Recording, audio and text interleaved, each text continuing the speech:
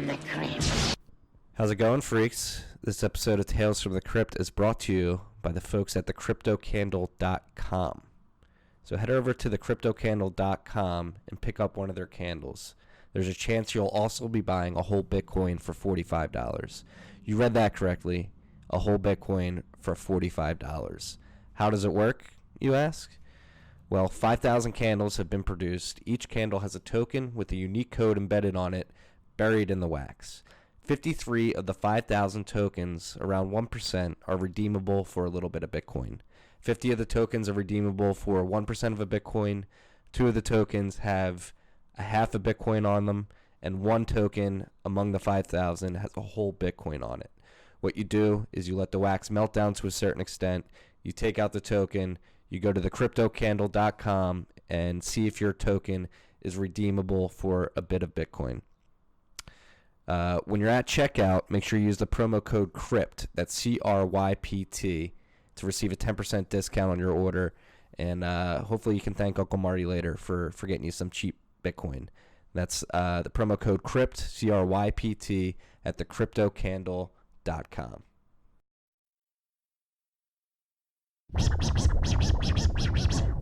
What is up, freaks? Welcome back to Tales from the Crypt. It's your boy Marty Bent. We're still on blockchain week here in New York City. It's been a crazy week. I'm tired. I've been doing a lot of morning podcasts. We had Jameson Lapp on yesterday morning. Great conversation. I was a little sluggish in the beginning, but I think we picked it up by the end. This morning, I brought my A game, really, to talk about an exciting product. I'm here with Ryan Dippmann, co-founder of Azteco. Ryan, welcome to the podcast. Hey, Marty. Thanks for having me. Thanks for coming on, man. I appreciate it. This is great. Fix your mic here. There we go. You gotta talk right into it. Yeah, so Azteco, your co-founder is somebody I've been fascinated with on Twitter for a while, Beautyon, a.k.a. Aiken Fernandez. How'd you get mixed up with him? Yeah, so it's through Twitter, like a lot of other people in the industry with Bitcoin. So it was October of 2016 that I really took notice to Aiken. And prior to that, I was following him on Twitter and just thought he had a lot of great insights on Bitcoin, and I learned a lot from him. So it was October 2016. I remember I'm from the Midwest originally, Madison, Wisconsin. Oh, Madhouse. Yes. I've been to Madison, Wisconsin a lot. We used to go for a Halloween lacrosse tournament every year when I was at DePaul. I have very fond memories of Madison, Wisconsin. It's a Halloween city, especially. Right? It gets crazy on State Street. Before we get into you meeting Beautyon, All right. I always forget this. What is your tale? How'd you find Bitcoin first? So, yeah, so it was about, like everybody else, when I first heard about Bitcoin, I thought, oh, it's geek money, or it's criminals use it, bad people use it. And I kept hearing it, and this is about mid-2014. I kept hearing about Bitcoin, and I got more interested in it. And then I right down the rabbit hole. And, I couldn't stop. It just all day, all night, and I was just fascinated by Bitcoin. Yeah. And I saw the global potential of the software project and how unprecedented it is. Mm-hmm. And it blew my mind. So I just went all in and got on Twitter, essentially followed Beautyon, was one of the followers. And in October of 2016, I remember I was going back to Madison. I was at a wedding in Minneapolis, and he wrote a blog and saying that software could sell itself. And my background is sales, business development, strategy. And I thought, well, software doesn't necessarily sell itself out of the gate. And so I was a little bit, I wouldn't say upset, but I was a little bit perturbed with that statement. And so I stopped following him, and then, but I kept seeing retweets by him, and thought, he's just got some great insights. So I followed him again, and next thing you know, we're DMing through Twitter, and he eventually introduces me to Azteco. When he sent me the voucher, that's my aha moment. It was, I was just blown off my feet. I couldn't believe what he built, and he asked if I was involved in the venture capital side of just business in general, and I have some connections there. But I started to help him look to raise capital for the seed round that we're raising. Actually, we're closing here in a couple of weeks. Yeah, that's why you're in town. So let's dive into Azteco. Right. I've used it. It seems like an incredible service. Very excited for it to go live around the world. So how would you describe Azteco? So Azteco is the simple and fast way to get Bitcoin. So right now, if you ask anybody, an average person, how do you get Bitcoin, really they don't know. And maybe in the United States they'll say Coinbase. There's other options now, but even with Coinbase, you have to set up the account, you have to have a bank card, you have to give them all your information, their custodian. So if you want to own your private keys, obviously you have to get them off Coinbase. So Azteco is the simple and fast way to get Bitcoin, and essentially we're the on-ramp. And what are the mechanics of Azteco? So how does it work exactly? So you go into it's software as a service. So we have vendors or merchants, brick and mortar, retailers. You walk into a grocery store, convenience store, clothing shop, anybody and everybody, auto repair, anybody that wants to sell Bitcoin, you go in, buy an Azteco voucher, just like you would a mobile top-up or pay-as-you-go for mobile phones. And you get a voucher code. On the voucher code, there's a 16-digit number. You can either enter that 16-digit number into our website and redeem your Bitcoin almost instantly. Or you can there's also a QR code on there now. So you can download your Samurai Wallet app and scan the QR code and redeem in-app. Yeah, so you guys have been working closely with Samurai on this? Yes, yeah. That's one of my favorite wallet teams in the space. Probably my favorite wallet team in the space. We love Samurai. They're good, and they're going to dominate the wallet space. Can we talk about them for a little bit? What do you like about them most? So my background is throughout the entire payments ecosystem. So I was very familiar with selling, anything from check processing services to credit cards. I was in credit card processing back when they had the knuckle busters and, and before, like when taxi cabs wouldn't even take credit cards. And that really wasn't that long ago. So I remember about 8 years ago, there's taxi cabs that still wouldn't take, they just did not want to take credit cards. And so now we see Uber, and everything's just built into Uber software, including the payments. But with regards to the digital wallets, mobile wallets, at one time there was, I think it was about 6 years ago or so, there was about 615 digital wallets, startups that were out there. And today, I believe Walmart is number 3 in the wallet space. So with the digital wallets, there's so many silos. So you have the hardware, iOS, Android. You have the gateway. You have the payment processor. You have the point of sale systems, which are for the most part, very difficult to get integrated with. And then you have the chicken versus the egg. So the users versus the retailers. So what comes first? So with regards to the digital wallet space, although Apple is leading digital wallet right now, I believe still, I don't think many people really use the Apple Wallet. I don't use it. Yeah, it's why don't you use it? It's just easier just to use the card, in my opinion. Yeah, right. Yeah. Right. And so and I truly believe Samurai is just going to be like water off a duck's back for everybody. It's just, you're just gonna walk in and just tap, scan phone, and boom, that's it. And the one thing about Samurai is that they're like true cypherpunks. Absolutely. They're privacy first, Absolutely. fungibility first. They have a very high they put a very high importance on fungibility, correct? Absolutely. Yeah, and that's where we really align. It's like peanut butter and jelly. So how does what are the mechanics of Samurai and Azteco meeting up or linking up? It's just simply that they Yeah, it was, gosh, I really can't somehow yeah, they connected with Akin and Beautyon, and hopped on a call, and it was like we've known them for forever. It seemed like it was, and we're just so aligned with him. Is he as intense on the phone as he is on Twitter? No, well, he'll tell you that with regard, Twitter is not real life. So he's people are very, very surprised of his how. His composure when you meet him in person? Yeah, he's really cool. Yeah, he's really cool. And that's also when I started working with him. He really took me under his wing. And although I had a good idea of what Bitcoin is, where it's going, he's just a technical genius. And I don't have a technical background, so he just was able to essentially mentor me in a lot of ways. That's awesome. So what is the vision for Azteco? Like, how do you see things playing out once you guys go to market in mass? Yeah, so, so we're launching in London, and it's within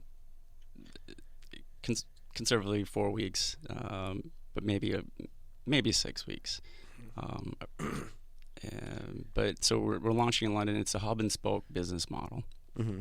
So we'll start out in London, and then we have other countries lined up as well with resellers or vendor opportunities. So it's right now it's just the two of us. So this is truly important for us to raise the capital because we need help. Yeah. And from the software development side, Akin needs some help on the back end and then also the UX UI. I'm going to need some help with regards to the business development and building this thing out, and then there's everything else too. But we and just anticipate the floodgates just being open. So it's every week we're getting at least one, maybe two new vendor requests, and this is with hiding our contact page on our website. So how does it work with vendors? Do they pay a certain fee up front, or you just give them access to the voucher program and they get a fee for facilitating it? Exactly. So we charge a fee 4%, and we split that with the vendor. Okay. So they get 2%, we get 2%. All they need is internet access. So they can work off of an existing laptop if they have a printer. We're looking into different options with the hardware. Maybe have our own hardware manufactured, or use Chromebook and Epson printer, for example, and just have some sort of plug-and-play option. Yeah. At least for the first few hundred merchants. And so we have a tripartite agreement. So essentially what the vendor does is they'll put a deposit into a surety bond, and we cannot access that bond. They cannot access that bond, and let's say it's for $30,000, then they're able to sell up to $30,000 in Bitcoin. Once they pay us the fees, so they'll keep their 2%, we get our 2%, and then the Bitcoin will be recycled essentially. So they'll start back at zero and can sell up to $30,000 again. So do these vendors have to put $30,000 up front? They do. Okay. Yeah, or $10,000, whatever they like to do. Whatever they're comfortable. Yeah, and if they want to pay, within a couple days or a week, it can be a lot faster too. So they don't have to put as much. But the current market right now is local Bitcoins and also Bitcoin ATMs. Yeah, and they local Bitcoins. Yeah. Getting some shit in the news recently for putting in some KYC AML. Disappointing, right? Yeah, totally disappointing. They were the bastion for OTC markets. Hockey stick growth. Yeah. So you guys, I mean, Akin particularly is very anti-state, very anti-KYC AML, and that is sort of the ethos that is driving Azteco, I would imagine. Correct? Yeah, and I wouldn't necessarily say he's anti-state. He'll describe it as being anti-illogical. That makes sense.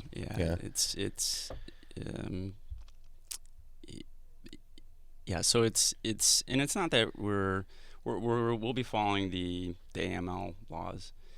So I believe in the UK it's 5,000 or 10,000 pounds, and that's for every business. It's not just for Bitcoin businesses.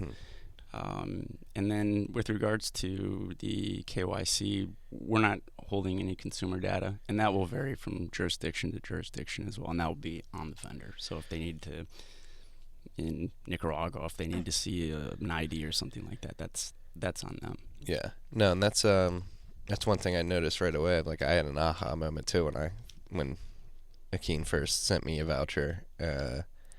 Didn't need to put my name down. Didn't need to do anything. Could have walked up to the vendor in cash and just created a random wallet on a library computer, which I wouldn't recommend. But we're talking hypotheticals here, and nobody would have known that like I bought Bitcoin.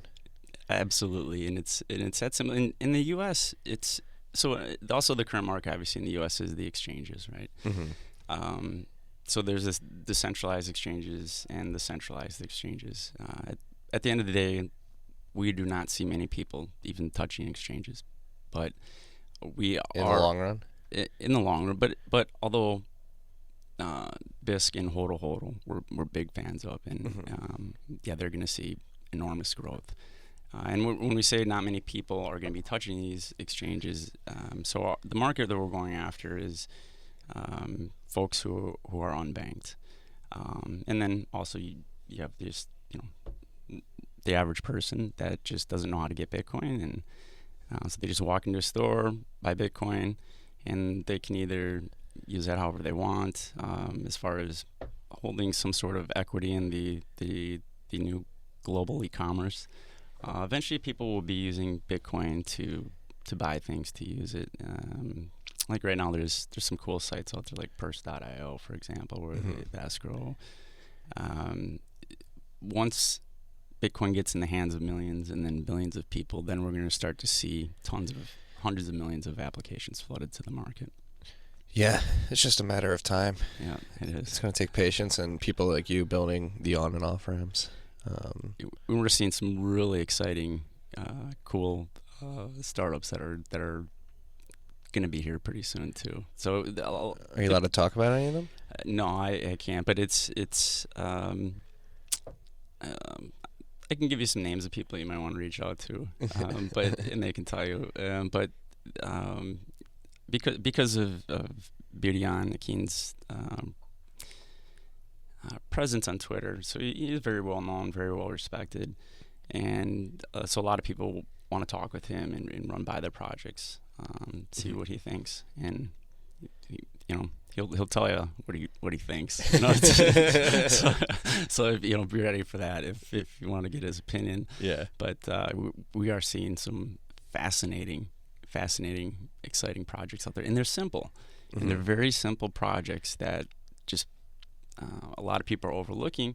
And at the same time, we're seeing all these complex 37-page white papers that just are junk and techno babble. That's the thing. Like, people are missing like the low-hanging fruit. Like, this Azteco is like such a low-hanging fruit and such a novel application to an on and off ramp for this stuff. That Absolutely. Just applying sort of the cell phone minute fill up model to fill up your Bitcoin wallet. That's exactly what it is. Yeah, it's simple, and everybody outside of even in the U.S., I believe it's about 25% of the market use some sort of mobile top-up or pay-as-you-go.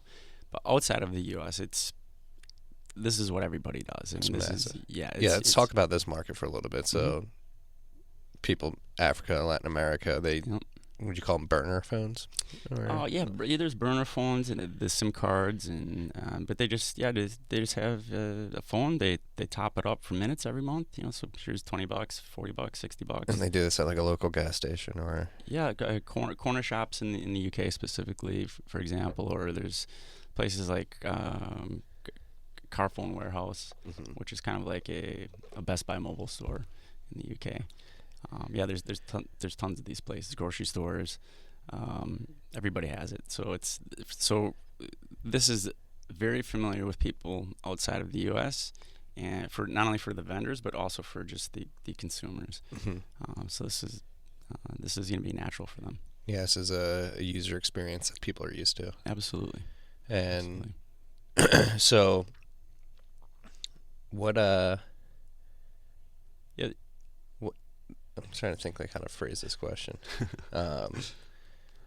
So I would say you guys are like I don't want to say confrontational, but just showing people that there is another way to interact with Bitcoin on an on-off ramp than an exchange like Coinbase or Gemini or Kraken. Mm-hmm. Like, do you see people seeing the novelty of Azteco immediately and being like, holy shit, I can never believe I actually use Coinbase ever? Or do you think there's going to be a hurdle with people creating their own personal wallets and stuff like that? Do you think there's like an education piece needed there? Or an education push needed there for like people to be more comfortable downloading wallet software and holding their own private keys? Yeah, that's a great point. Great question. We're definitely at the beginning. Still, even though Bitcoin's 9 years in, we're still at the beginning of getting people familiar with Bitcoin. So it's there will be some education that will need to be done there. But even though in a lot of countries where maybe some folks are illiterate, they're very familiar with numbers. They're good at numbers. Mm-hmm. So this Bitcoin should be very, very easy to them, and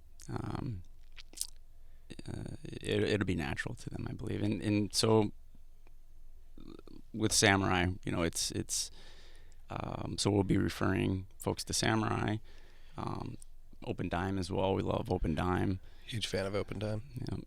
Actually got gifted an Open Dime last week. Oh, I saw that. You posted that on Twitter, right? Yeah. It was cool. Yeah. It's a cool gift. Yeah, I love Open Dime too. Yeah. And then Samurai, they're about to roll out an iOS app, correct? Or I believe so. Yeah. They're at least working on it. Yeah, I shouldn't speak on their behalf, but I believe so. Yeah, I think they're working on one.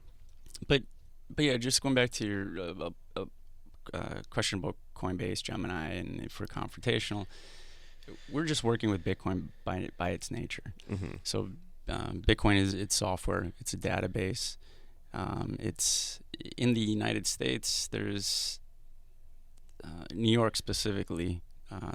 Nobody with the Bitcoin company is going to be starting a business here in New York anytime soon, because of the bit license and all the regulations that are going on here, which unfortunately I want to see America thrive with Bitcoin, and I think America can lead the way with Bitcoin, but with all these regulations and hurdles, it's very similar that we saw with fintech companies. So to have a fintech company, you had to have all the state regulations, the federal regulations, and very difficult for just entrepreneurs that two entrepreneurs with that are bootstrapping to launch a business in the United States. But hopefully this will change, whether it's from outside pressure from other countries, but we are launching in the UK because we feel that the UK is definitely going to be one of the reasons is we definitely feel the UK is going to be leading the way in Bitcoin. Why is this? Right now Bitcoin is in the UK is legal because it's not illegal, and so they follow the laws. So in order to in the UK, if you can't just make up a law, or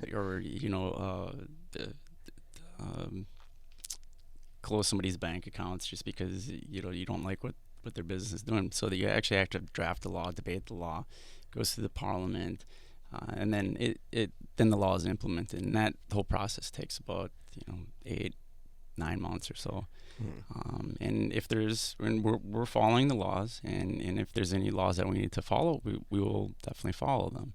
But these laws need to be they can't just make them up, Yeah. So in the UK, they sort of have a laissez-faire stance right now. Just absolutely let it play out. Absolutely, yeah. And you see like with blockchain.info, for example, and in worst case, it's software, so we can be incorporated anywhere. We can operate anywhere. It's not like moving an Apple manufacturer plant. It's not like getting your mining operation banned in China and having to move it. No, yeah, it's not hard. Yeah, not hardware, big space. It's a server. Yeah, so that's one thing Beautyon talks about a lot that you mentioned earlier is Bitcoin is speech.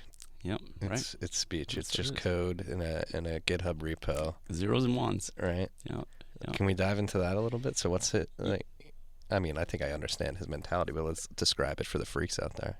Yeah, so well, it's in, and he'll have to come on here sometime soon and talk with you about the technical details. But yeah, Bitcoin it's software. It's not illegal money.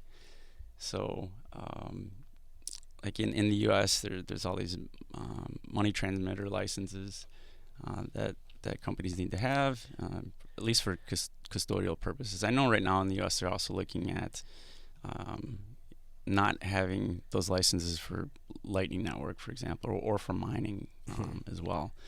But yeah, Bitcoin is, once we see all these applications go to market, we're going to see just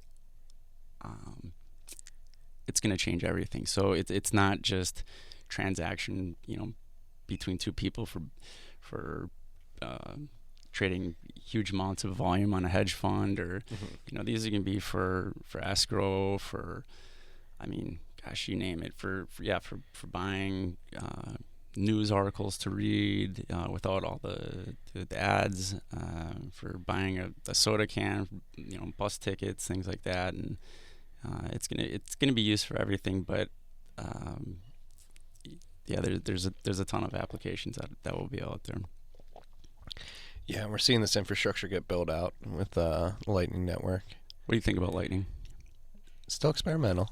Mm-hmm. There's only like 21 Bitcoin on the Lightning Network right now, correct? Right, something like that. About like 10,000 nodes, I think, or not 10,000, probably like 5,000 nodes or something like that. Yep.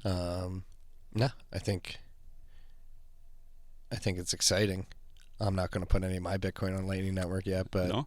Not yet. I mean, Elizabeth Stark and the people at Lightning Labs will tell you it's very experimental at the moment. It still needs to get fortified and ossified as a second layer.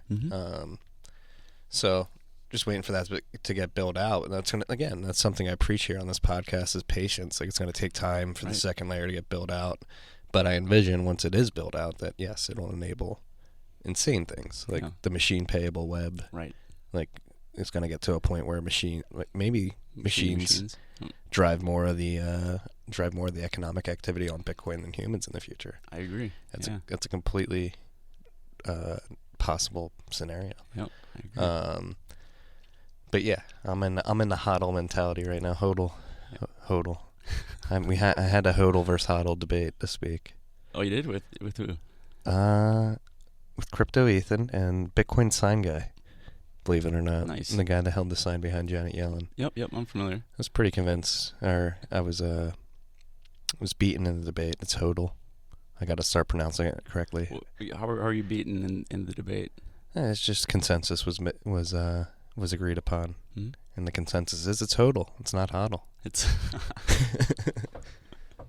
This is a system built on consensus, so I'd like to follow consensus. I don't want to fork off the HODL chain. Yeah, definitely not. It's gotten us this far, and and about the Lightning Network too. You're right about the conservative approach, and this is actually a great feature of Bitcoin. It's not just rushing, throwing all these applications on top and breaking things. It's these software, and this is another reason why I'm so excited about Bitcoin. Like, the best talent in the world is all working on it. But Ethereum has so many developers. They do, don't they? They do. Yeah, and Microsoft was running on so many machines too, and it still is, but it's not the juggernaut people envisioned it. It's not. Yeah. From an operating system standpoint. No, it's not. And I would highly recommend. I mean, Bitcoin is tough to build on, but I would highly recommend that software developers that are building on Ethereum start thinking about building on Lightning Network. Yeah, why is that? Well, I think Ethereum is like building on sand, and Lightning Network is Bitcoin, and it's the future. And these applications take time to build. So, for example, Beautyon, he's been building Azteco for about 4 years now. And actually, this idea for Azteca was actually going way back to the days of Chomsky Cash. So oh, really? Yeah. So really? Yeah. So he'll release the document here pretty soon, and yeah, I think people will be pretty amazed, like how long he's been thinking about this and working on this. See, it's the other thing, like slow and steady versus move fast and break things in this space. It's a huge point of contention for the competing, the factioning development teams.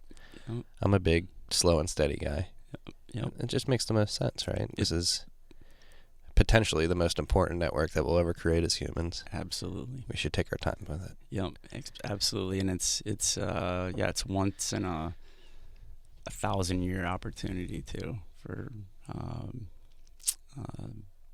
people to start building on and have companies to own equity in this new global financial system, right? Yeah, whatever you want to call it. I mean, financial system to maybe folks here in like Wall Street, or, but to some other people, it's just some global equity that has value to them, and how they want to use it, that's up to them. So transactional basis to send to family, to use for quote, we don't like the word smart contracts, but for smart contracts, things like that, and for multi-sig contracts. Multi-sig, yes. And that's going to be really exciting too down the road. Yeah, we were talking about some cool multi-sig functions last night at the Bitcoin meetup here in New York. Things are going to get weird. Yep. Things are going to get weird. They are going to get weird. They already are a little weird. Yeah. It can only get better though, right? Yeah. So you've been in this space for a while. How do you think about like the pace of innovation in this space? Is it surpassing your expectations, or is it in line? Is it behind? It's very difficult to keep up with. Right? I mean, it's let me ask you. I mean, like, it's like how much time a day do you put into reading about Bitcoin? I'd rather not say, because I have a job and I don't want them to know. If they did the math, they'd be like, "Wait a second, when are you working?" Yep. No, but it's enthralling. I mean, and that's the thing. Like, a lot of people, since I write the newsletter and have this podcast, some people jump into my DMs, ask me about random altcoins. I'm like, I don't have enough time to like pay attention to this. There's so much going on in Bitcoin, right? And that's the other thing. I don't want to say I've become jaded or disenchanted. I've just grown a thick skin over the last 5 years. There's scammers everywhere. Like this ICO craze, it happened already. Like, it was pre-mined altcoins in 2013, 2014. Mm-hmm. It's the same scam dressed in different clothes. Like it's marketing people just trying to get a quick buck from dumb money. Yep. And the sooner people realize this, I mean, I don't think there's anything but experience that can force people to learn this. Yeah, you're right. But it's just because the marketing materials are getting flashier and the conferences are getting bigger doesn't mean the ideas are getting any better. They're as stupid as they were 5 years ago. You're exactly right. Exactly right. And this week in particular, it's just like a roadshow of terrible ideas. Oh, yeah. Have you gone into Consensus? I would not step foot in that place. Why not? But it's just not. I went to the Blockstream party last night, and that it's cool to go there. And I mentioned this in the elevator. It's like going to an all-star game. Versus and these people are serious people who are really trying to change the world and make a difference for various reasons, and I just I don't see that with these tokens, or these, whatever you want to call them these days, security tokens, DLT, blockchain without Bitcoin. It's just it's all nonsense, right? Yeah, it's all nonsense, and that's actually been a challenge. One of the challenges that we've faced when trying to raise capital here for over the past year is a lot of Bitcoin's become somewhat contrarian now. And what do you mean by that? It's people are enthralled by ICOs and these securities. Right. They're like, why Bitcoin's boring? Why would you even think about that? Yeah, and that's just it, right? It's the fundamentals, and people just want to. It's here. Bitcoin is here, and instead of looking at what we have right here, they're trying to figure out the next best thing, and in my opinion, they should not be doing that. But everybody's got a different approach and different thoughts, different anticipation. But yeah, kind of going back to the one of the challenges that we've faced in raising capital is we get this question asked a lot by VCs, for example. So, well, why don't you just go, raise an ICO or something like that? And even some of the Bitcoin startups that we talk with, they have said, yeah, it's tough raising capital, and we've even, it's crossed our minds that we should maybe do an ICO, but the thing is that reputation lasts forever, right? So there's no way we would touch an ICO, and most Bitcoiners, they won't touch an ICO either. This is a long-term reputation game. Right. That's been my thesis. Like, people are sprinting out of the gate, Yep. looking for the next best protocol, and we're gonna look back in 10 years and be like, "You're an asshole. You're an asshole. You're an asshole." Great idea, not. But yeah, it's like you said. I love what you said. Like, we have this right here in front of us, and everybody's running off to find the next best thing. Yeah. And what people don't realize, like, people are trying to create Bitcoin killers. If Bitcoin dies, this whole space dies, in my opinion. I agree. Like, absolutely. The immaculate conception of Bitcoin is. We're getting very religious undertones here again. But honestly, like I've talked about this before. This is the narrative that's going to win out in the long run, in my mind, is Bitcoin's longevity preceded by somewhat immaculate conception, being that we don't know who Satoshi is, and he's gone, and it's crazy. Yep.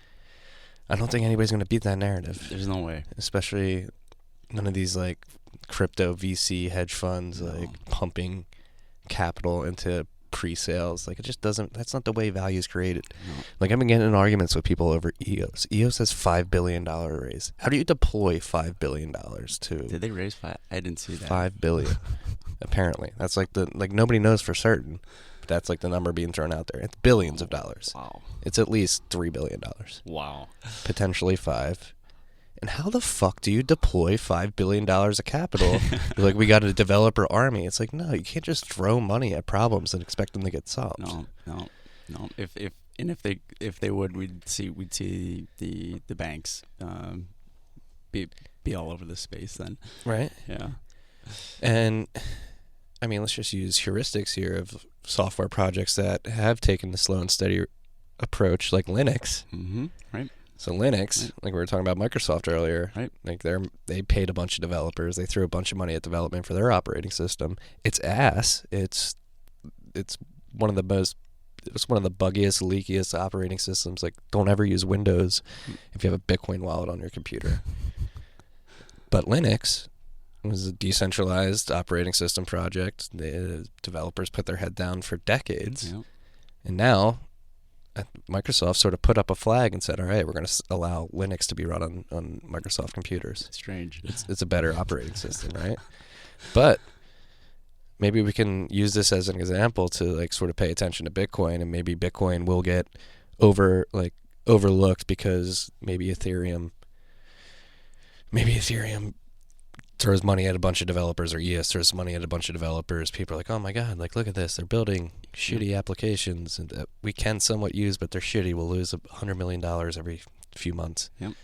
But in the long run, people slowly but surely building out Bitcoin, and it becomes something that people can't deny. Like, it's going to be the most secure, have the most, I guess the Bitcoin developer community in particular has a very, like, defensive, paranoid mindset where they're thinking about everything that can go wrong, where other development projects are thinking about everything that can go right. Right. Yeah, that's a great point. Right.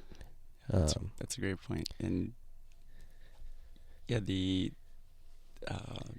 we see that as a you hit the nail on the head there too. It's with all these developers working on Ethereum, we just see it as an opportunity for us, and just and for everybody that's working on Bitcoin projects. It gives these software developers that much more of a head start. Mm-hmm. to capture the market, whatever market they're going after. And for us, it's capturing the global market for the delivery of Bitcoin. Yeah. So let's jump into your philosophy. What philosophically drove you to Bitcoin? Or is it from your payments background where you're like, holy shit, this is way more efficient? Or not even more efficient. It's not more efficient to an extent, but yeah. So it had a lot to do with my payments background, and I just saw the potential of how Bitcoin is literally going to change everything, and I had to be part of this in some way or another. And because I'm not a software developer, I had to I spend all day, every day, just learning as much as I can about Bitcoin. And you get the people saying, oh, it's who really don't understand Bitcoin. So trying to explain this to people, everybody has a different. You need a different way to explain Bitcoin to some folks, right? So, it was. So for me, it was really just. It's a way for the really connecting the entire world to this new global e-commerce. Yeah. And with regards to the payments, yeah. So I got out of payments. I just saw the payment space becoming kind of scammy. Yeah, how so? Well, it's just there's really been no innovation. I mean, if you look at the card networks, it's the same thing since 1960. It's a card. I mean, now they have they got rid of the signatures, I believe, recently, which that was really never needed. And a few years back, with the Target hack, they had the EMV chips implemented, and that was really a top-down thing by the card issuing networks. I mean, they won't say that, but it was, and also the hardware providers too, because hardware providers are in trouble. So there's been no innovation there, and even today, if last week I was using Zelle with Chase, it's like their way to send payments basically quickly, but it still takes 1 to 3 business days. Really? That's quickly in banking terms? With Bitcoin, it's just once people try Bitcoin for the first time, it's just like, really, it's that easy? Yeah, let's jump into point of sale systems in particular, because that's fun. because I've thought about creating apps in the past. I've had a couple ideas and actually pursued one. Yep. Not aggressively, but did a lot of research and was thinking about putting together a prototype. It was basically an app where, this has been tried before too, so it's not a novel idea, but it's basically an app where you can see if you go to a bar, you just sign up. When you go to the bar, you check in via your phone, hey, I'm here. Yep. You run your tab from your phone. Yep. It's hooked up your social network, so you can see if it's your friend's birthday, you're in Chicago, I'm in New York, it's my birthday here, you want to send me a beer, you see that I'm at a bar, you throw a beer on my tab, and you pay it that way. And what I found was the thing that makes it impossible is the point of sale systems. Right. You can't integrate with them. They're all completely different. They're not plug and chug. You can't just they're not cooperative. They want their piece. Exactly. So Bitcoin as software, a point of sale system, a lot of it's hardware, a lot of the hardware and proprietary software. Right. But Bitcoin as open source software, you could just make an app basically where if somebody had an iPad or something, download the app and you can create this global point of sale system that anybody can plug into. Right? I love it, and you should really. It's these simple ideas like this, Marty, where they're simple, but this will work. This right? will literally. It's a low hanging fruit. It is a total low hanging fruit. And yeah, this is the point of sale system. So you have, there's just. So you have Micros, who's more of the retail side, and they're relatively easy to integrate with, but they still want their piece. They have their own loyalty program. There's still the interface where there's some sort of training that needs to be done. And then there's also like NCR. There's IBM, which I believe actually Toshiba bought the IBM's retail point of sale units. But these are old, huge, expensive pieces of hardware, bulky pieces. A lot like the Bitcoin ATMs are just regular ATMs. They're just bulky pieces of hardware. They're expensive, especially point of sale systems. They're very expensive. And then once restaurants or retailers get locked into these point of sale systems, it's very difficult for them to leave, because especially if you have multiple locations, it's not easy for them to get out of those and just swap all brand new equipment. But if like small point of sale, Square's got it right. Square's figuring it out. If there's anybody innovating in the point of sale arena, it would be Square. Mm-hmm. And now we know that Jack might be a Bitcoin maximalist. Maybe he's working on Lightning apps. Maybe we might see like Bitcoin compatibility on these Square point of sale systems. That would be interesting. But if anybody wants to work on an open source POS system, not proof of stake, point of sale, let me know. This is an interesting idea. I think this is a low hanging fruit too. It is. It really is. Yeah. And then with also the bar tab thing too. You just open it and then you can leave, and then maybe some people forget to pay, so they'll actually have that almost like maybe you could do like some sort of escrow thing as well. Yeah. You could figure it out. Yeah. I'm not sure, but yeah. This is just a high level idea right now. We'll flesh out the granular details in time. Yep. Absolutely. No, but it's again like the opportunity to disrupt. Simple things like that, thinking of things like that. What other low-hanging fruits would you say there are? Regarding point-of-sale systems? Or just that Bitcoin could disrupt in particular. Oh, on the walk over here, I see all these, just all the banks here. Obviously it's and these banks are just so they're thinking about Bitcoin, and I know some banks, and I have nothing against banks. For the most part, it's more the fiat system that they run on, right? Yeah, it's just I think the problem I do have with banks is they're getting tax money essentially, and just in charging people high interest rates, and just puts people in traps, 20%, 30% APRs, and then.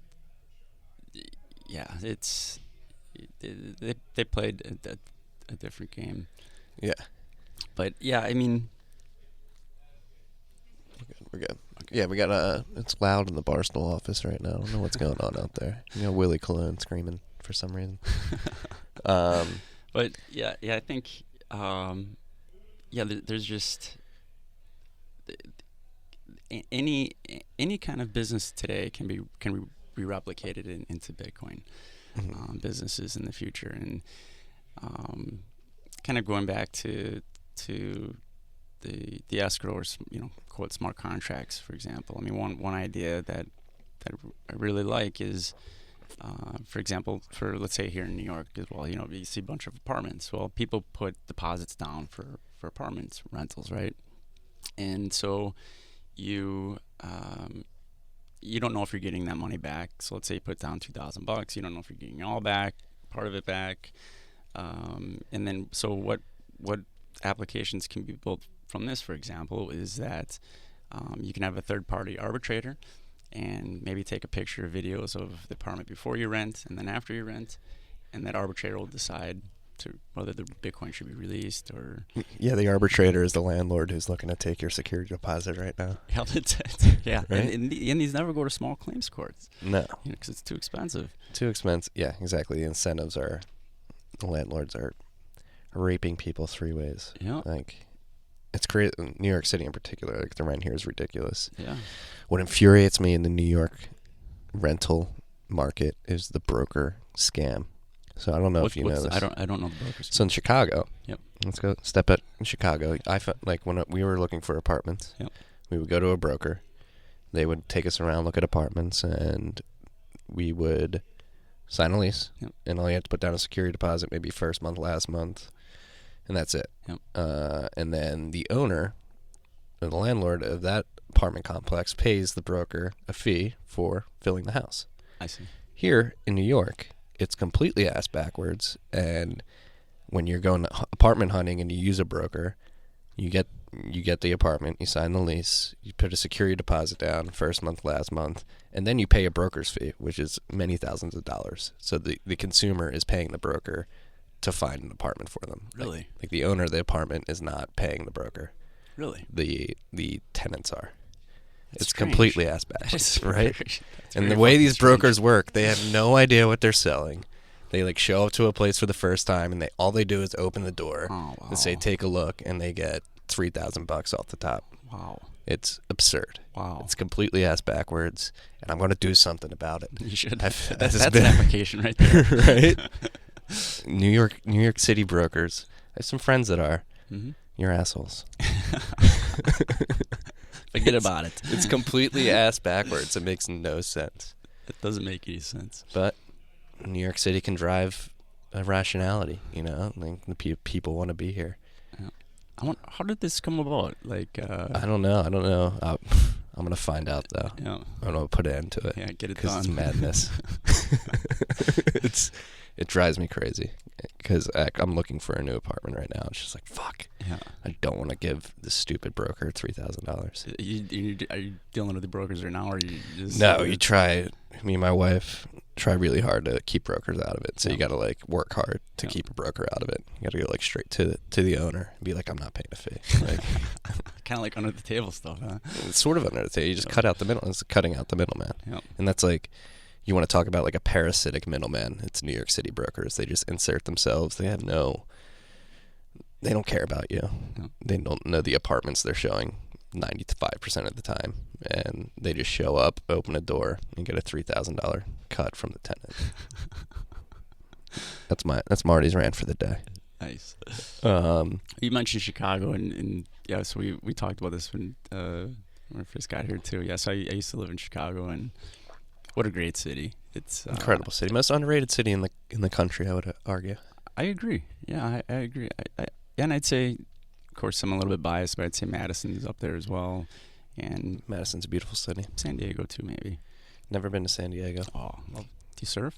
I do. Yeah, that's real. You gotta go to San Diego. Yeah, I know. Longboard, shortboard, hybrid. Longboard. Yep. I'm too bulky. I'm a beefy Bitcoin boy. I don't know if you know that.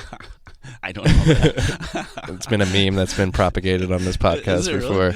really? So yeah, I'm not too buoyant on a shortboard. Yeah. I've got a better center of balance on a longboard. Nice. Think I'm a pussy or whatever. I'm sorry. Yeah. What about you? You surf? I do. Yeah. I love to surf. I learned how to surf I lived in LA for a year, so I learned how to surf at Huntington Beach.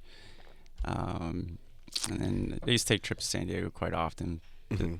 PB, Pacific Beach. It's kind of touristy, but I think the waves there are perfect. Nice rolling, 6 to 10 foot waves typically.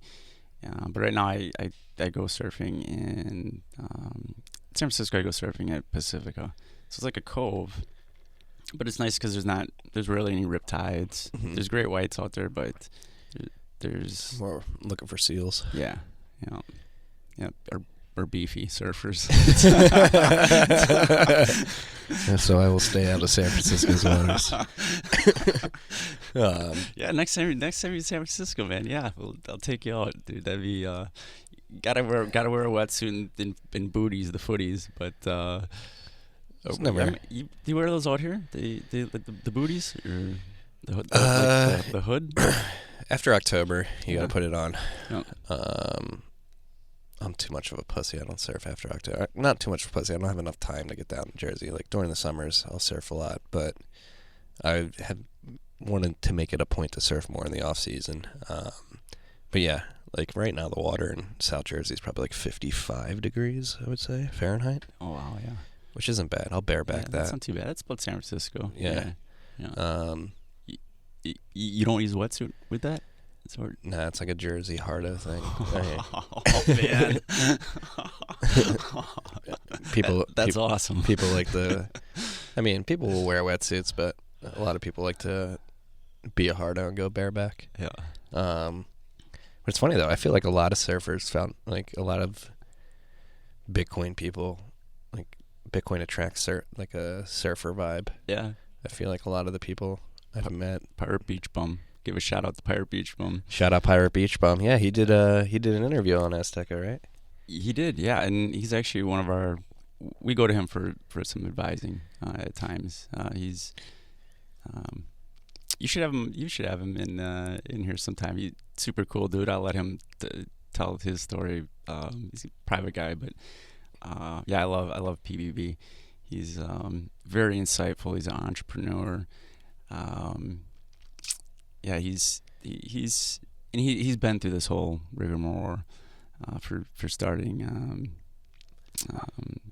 with starting businesses, multiple businesses, things like that, and yeah, he's somebody I highly respect and often go to for to run things by and see what he would have done or how he thinks, and yeah, and so he's highly much respect PBB. Shout out PBB. Yep. What else could we hit on here?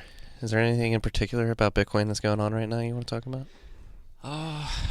Let's see. I really think hitting home on the. So you mentioned HODL, right? So a couple things. So with regards to HODLing, this is obviously a key driver for the foundation of Bitcoin. But at the same time, people should also understand that without Bitcoin getting into the hands of millions and then billions of people, HODLing really doesn't mean too much. So it's gotta get out there. These and I cannot stress this enough. These startups do need help. And we've been through it, and we're finally getting the funding, but there's been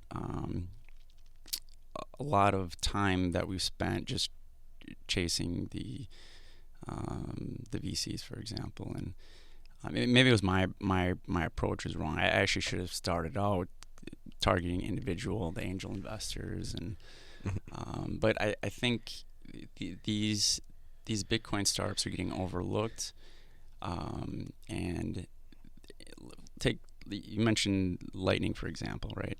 So this is Lightning. They raised 2.5 million to over 11 investors, and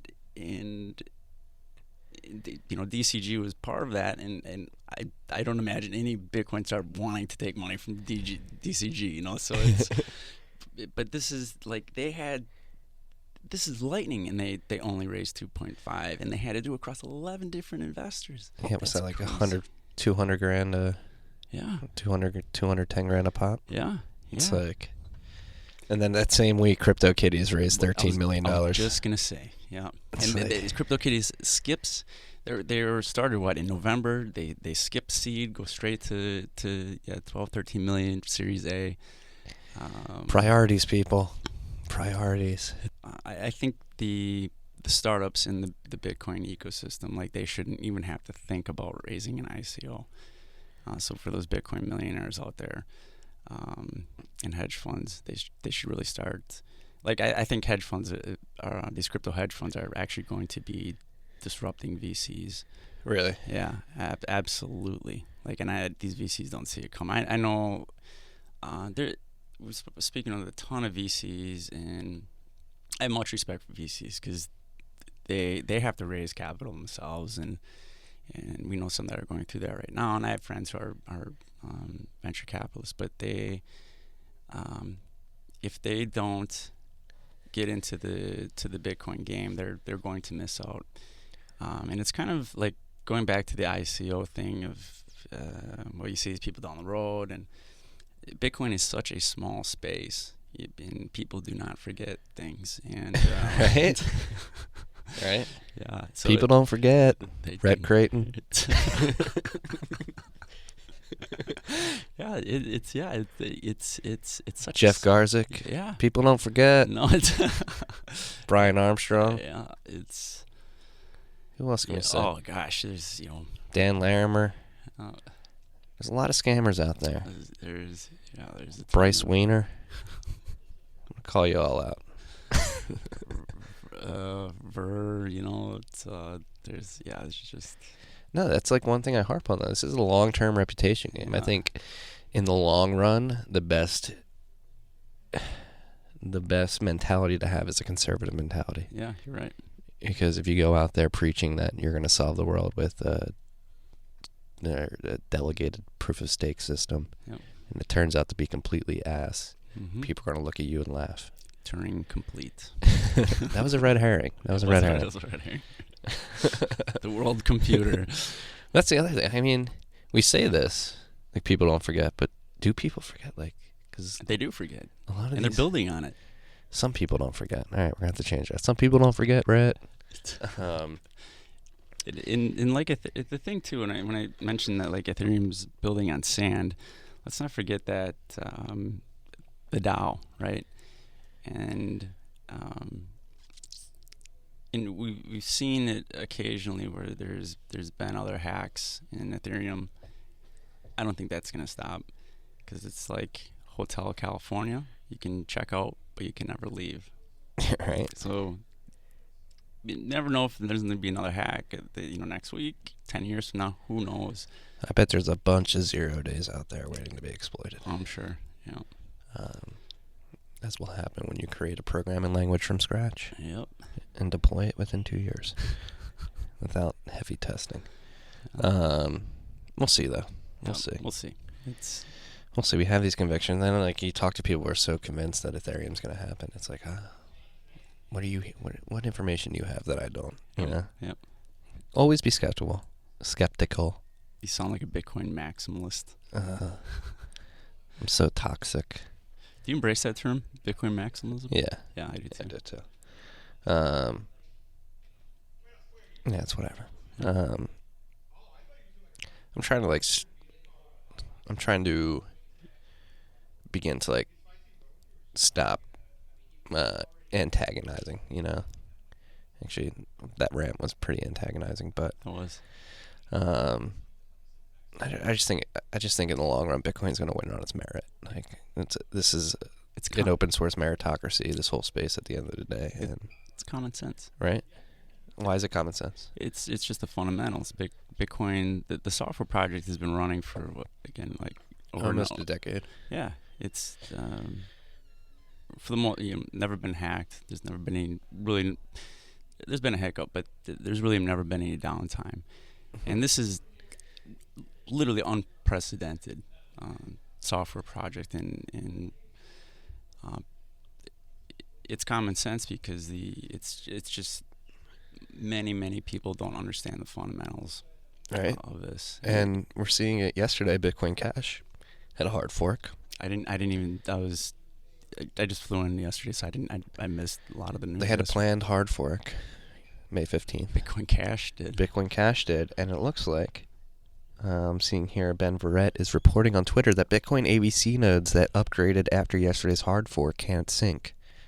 So you have an unskilled development team, very hubristic development team, thinking they can solve all of Bitcoin's problems. Bitcoin Cash is the real Bitcoin, people. Don't forget. This is what these people believe.